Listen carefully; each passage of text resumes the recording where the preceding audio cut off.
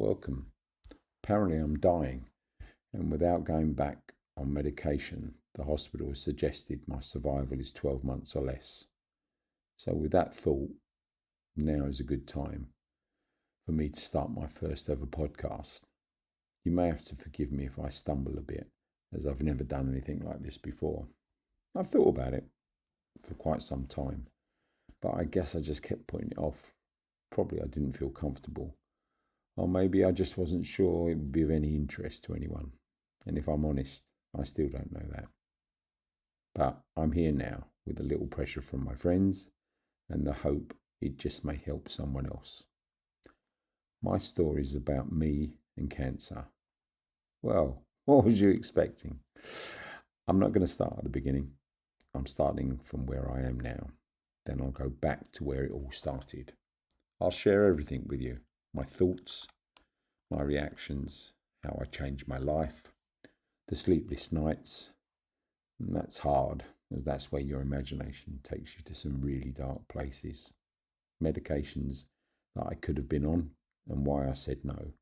All of this and a lot more. Oops, I almost added those two words, journey and my battle, neither of which I will mention again. My reasoning is one, it's not a battle, it becomes everyday life. And for most people, it's something that they're just not going to win. Secondly, I've always associated a journey with something you look forward to, like a holiday. And trust me, cancer is most definitely not a holiday. Okay, so let's start. I've just had my second diagnosis. The cancer has become active again, and it appears to have moved to my lower spine, areas L1, L3, S1, along with several ribs and my lower hip on the right hand side. The medication will be back on the hormone injections, along with additional drugs, some steroids to help with the side effects. Oh, and they would also like to give me a biopsy. Certainly focuses the mind, eh? Right. That's where I am now. So let's go all the way back to July 2018. This is when I was first told I had advanced prostate cancer. The medical term is T4, N1, M1, which basically means it's terminal. They can't cure it, they can only manage it. And that was a lot to take in. T4 means it's terminal and you have a tumour in your prostate. N1 means it's in your lymph nodes, and M1 means it's metastasized. Basically, it's gone to other parts of your body. In my case, it's the bones, in particular the pelvis and the sacrum. My PS at the time was a reading of 36. I was immediately put onto hormone treatment, along with 6 sessions of chemo, steroids and various tablets, all to help with the side effects. After the chemo, I continued having a hormone injection and a full blood test every 3 months. This came with a number of side effects, which you learn to live with.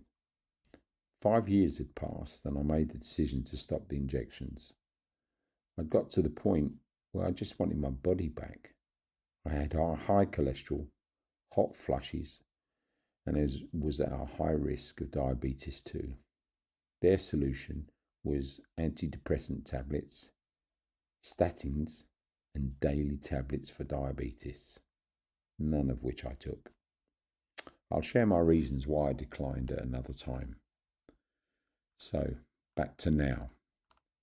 Come July 2025, that will be 7 years, and I will be entering into my 8th year.